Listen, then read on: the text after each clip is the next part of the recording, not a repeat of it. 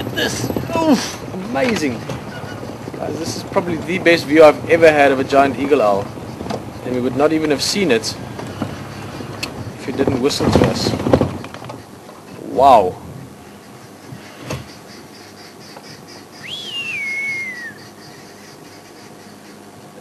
They are so beautiful. Guys, look at the face of this animal now. We're literally sitting just underneath it. It's checking out our car at the moment.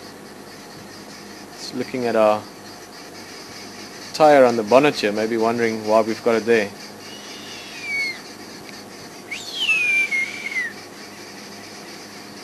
What an amazing bird. I'm extremely surprised, to be honest, to get this close to one. Giant eagle owls are sometimes a little bit shy. And this is the same one we saw this morning taking a bath. We also had 2 sightings of it last week, so that's 4 sightings in about the space of a week. That's more than I've seen the previous year. So I'm very excited. This bird is going to hopefully stick around here. Look at those talons. Not only is it going to stick around, but it's seemingly very, very comfortable with us. Ah, this is awesome.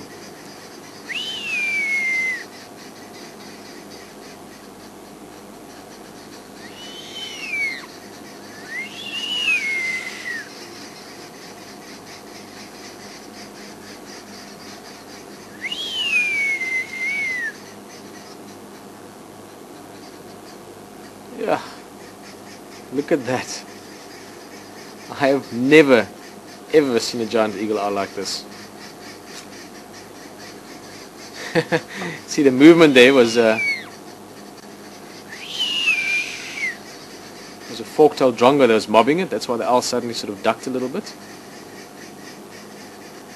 Of course, one of the very great characteristics or known characteristics of this bird, when it looks back at us again, are those pink eyelids. You see whenever it closes or blinks the eyes, got these almost weird looking pink eyelids. Ah, look at that. Look at those small feathers acting almost like whiskers around the mouth or around the beak. And also you've got the ear tufts at the top there.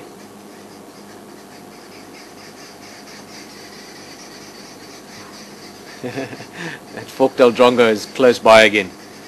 Look at that. Ah, unbelievable. Beautiful facial markings as well. Those black lines on the outside of the eyes, both to act as a visual sign, maybe when it's looking at other birds, but also gives it those big facial discs. Now the feathers around the face, around the eye and the beak actually act almost like ears again, so they help to focus sound. Ah, what a sound. And of course owls have got very good hearing.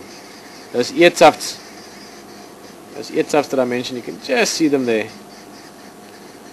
There you can see them. That's actually not the ears itself. They're purely there to break the shape of the animal's head, to give it a bit of an outline, to break the outline, shall I say, give it a slightly better camouflage. That facial discs actually help to improve the sound. Let's want to see where that drongo is. It might come back again and do another dart. Those big talons as well.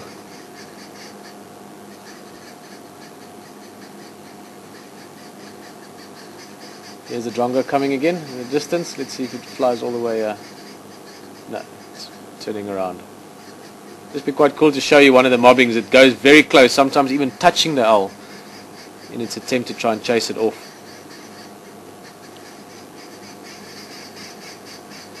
All this other noise you can hear as well, I'm sure you can hear it, that sort of cackling noise in the back there. That's from arrow-marked babblers. Again, they're also drawing attention to this bird so that other birds can be wary and not get caught.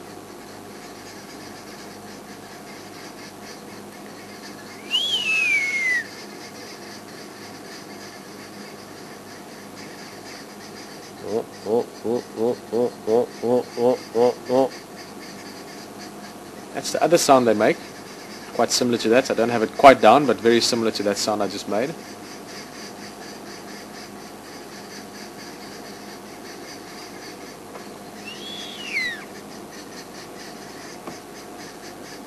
It's very interesting, this calling. If it wasn't a mature bird, which this one is, just looking at the feathers and the coloration, I would have almost guessed maybe it's a juvenile. Oh, here's the drongo coming. It's flown past again. It's going to make another pass by just now.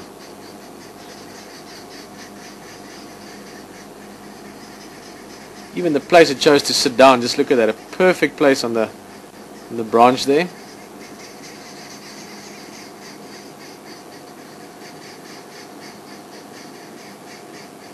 Oh, I almost don't leave. You might never ever in your life, even if you go on game drive every day, twice a day, for many years, might never see a giant eagle owl like this again. Look at those big talons, I mentioned it earlier, these guys are fierce predators. That would be not quite the size of my hands, but not a lot smaller than my hands. It will be much bigger than the palms of my hand. And also the feathers, you can see right down to the foot there. That's where the eagle owl part comes from. Look at the colors on that, textures. Hey big eyes. Yes, I'm talking to you.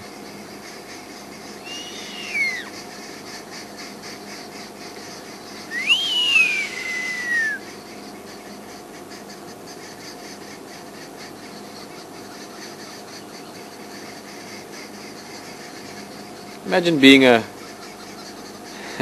any bird of prey really. But I mentioned this morning that for some reason it seems giant eagle owls get harassed and mobbed a lot more than a lot of other raptors. It's calling again.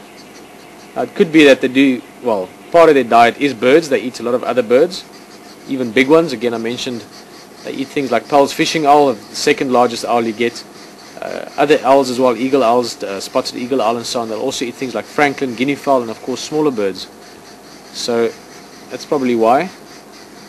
But imagine being an eagle owl and all the time, as soon as you get seen by birds, you constantly have this noise around you.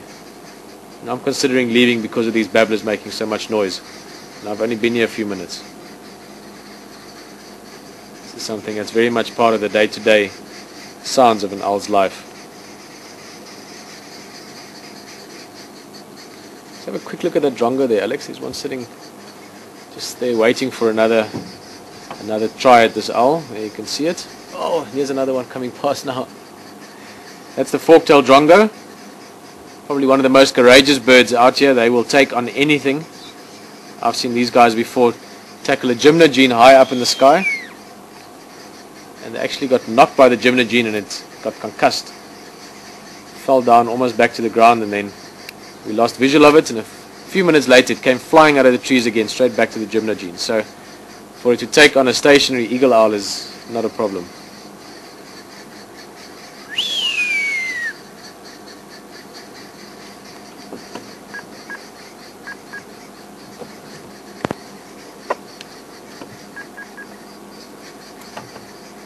Station, if anyone's in the vicinity, Munhle sighting of a giant eagle owl here. Just north of the Buffelshoek Dam. Could I come again? Now for Munhle here, giant eagle owl, but sitting Kusuyengof and relaxed if you're in the area, Buffelshoek Dam. Okay, copy, thank you.